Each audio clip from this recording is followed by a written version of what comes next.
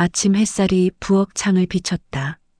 바닥은 반들거렸고 빨래는 고요히 흔들렸다. 이정화 72. 허리가 굽은 채로 고추장찌개를 끓이며 혼잣말을 했다. 오늘은 며느리가 좋아하는 걸로 해야지.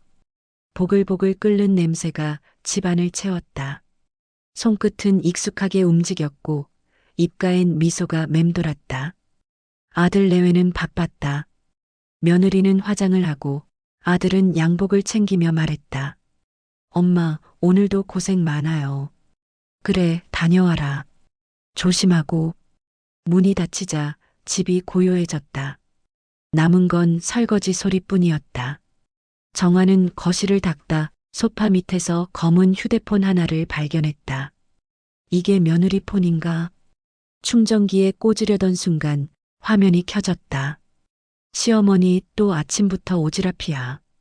식충이 같아 진짜. 손끝이 멈췄다. 눈동자가 떨렸다. 식충이 메시지를 눌렀다. 그 안엔 더 많은 말들이 있었다. 우리 집 일은 내가 다 하지. 어머니는 밥하고 TV만 봐. 진짜 식충이야. 시간이 멈췄다. 주방식의 초침 소리가 유난히 크게 들렸다. 정화는 천천히 휴대폰을 내려놨다. 손끝이 떨렸다. 내가 밥하는 것도 생색이었나?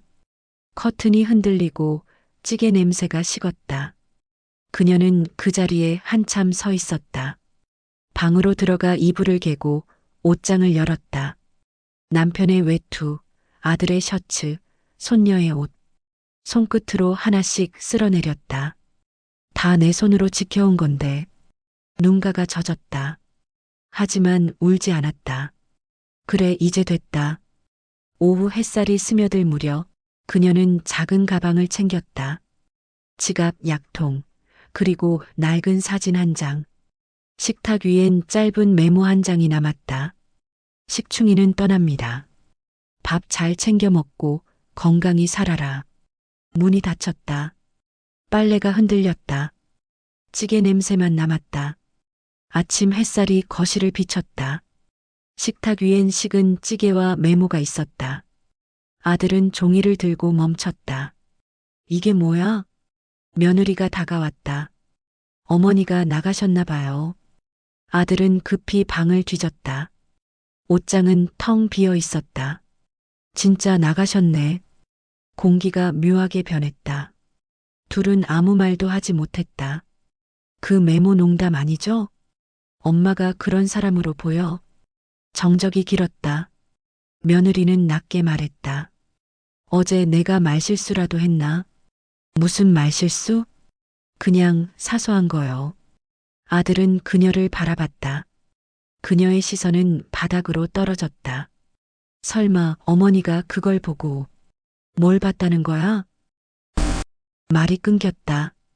무거운 공기만 흘렀다. 경찰에 신고하자. 잠깐만요. 너무 오버. 엄마는 그런 분 아니야. 그날 오전 노년 여성 가출 신고가 접수됐다.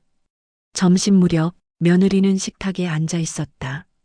식지 않은 찌개 냄새가 여전히 남아 있었다. 휴대폰 화면을 켰다. 그녀의 손가락이 멈췄다. 시어머니 또 아침부터 오지랖이야. 식충이 같아 진짜. 숨이 막혔다. 내가 그걸 본 거구나. 눈물이 한 줄기 흘렀다. 화면을 껐지만 그 말은 머릿속에서 떠나지 않았다. 식충이, 식충이. 그 단어가 이젠 그녀 자신을 향해 돌아오는 듯했다.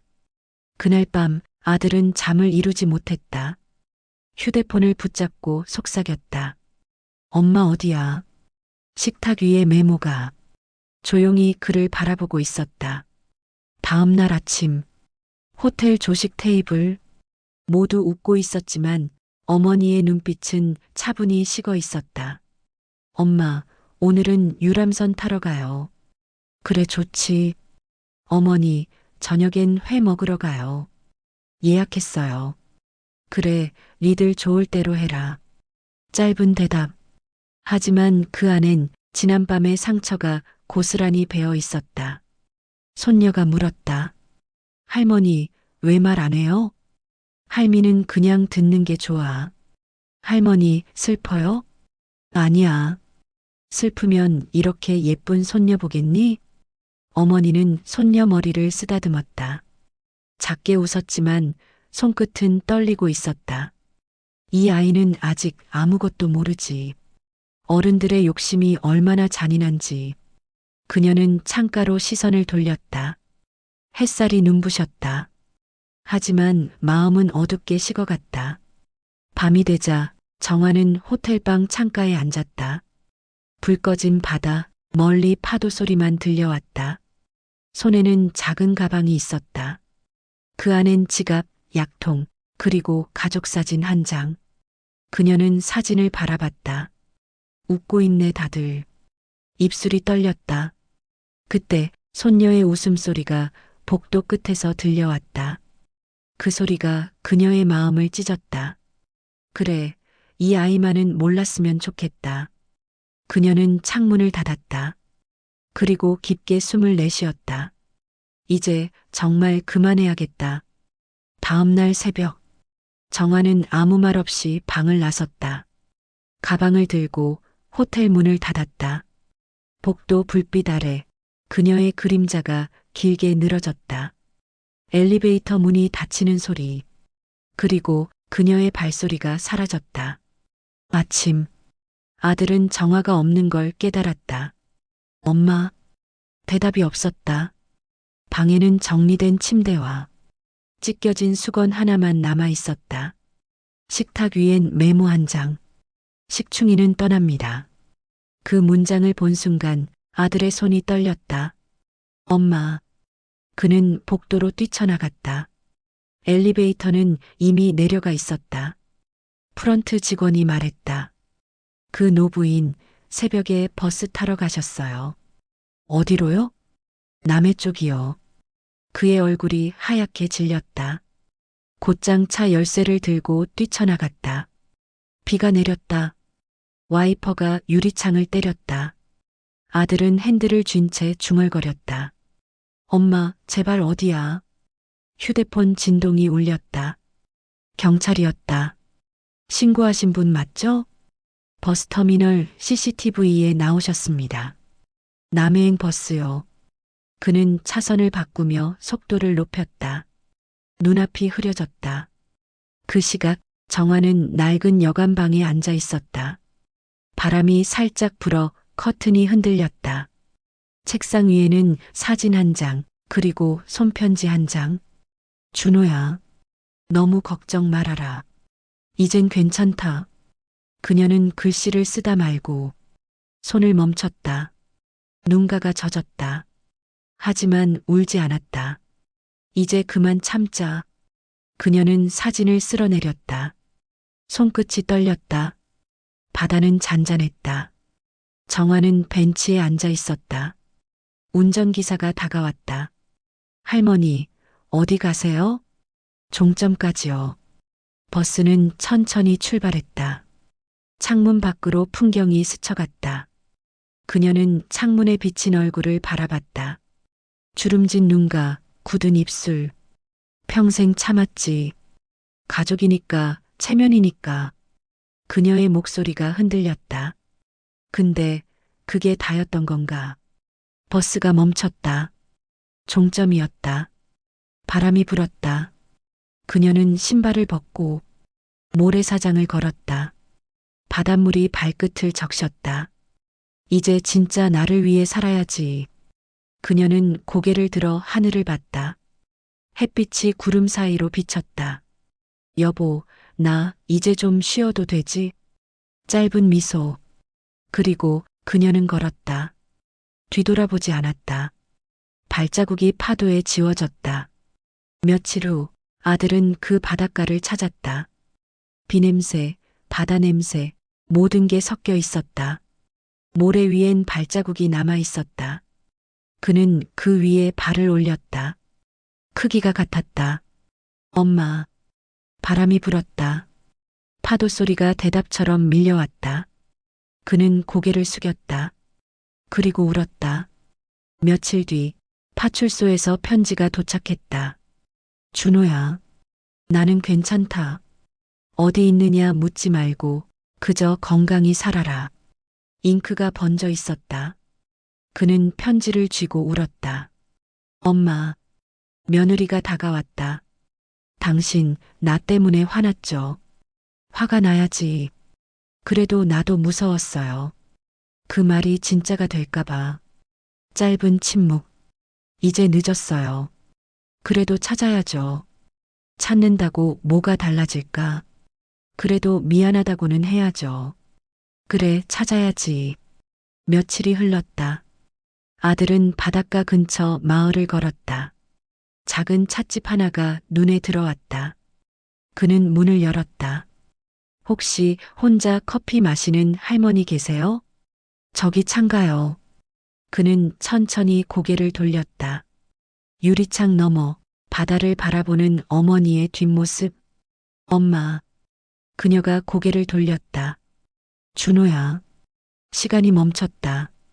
그는 눈물이 났다. 엄마 나 진짜 찾고 있었어요. 그래, 그럴 줄 알았다. 그녀는 커피잔을 밀며 말했다. 앉아라. 따뜻하다. 그는 자리에 앉았다. 엄마, 왜 그런 말도 없이 나왔어요? 그래야 네가 보이니까. 뭐가요? 나 없는 세상. 그리고 나를 당연하게 여기던 너. 아들은 고개를 숙였다. 엄마, 미안해요. 그만해라. 사람은 누구나 미안한 채로 사는 거야. 그녀는 창밖을 바라봤다. 나 이제 괜찮다. 이제는 나도 내 자리에서 살 거야. 그녀의 손을 잡았다. 차가웠지만 따뜻했다. 이젠 집으로 돌아가요. 아직은 아니야. 조금만 더 이 바람을 느끼고 싶어.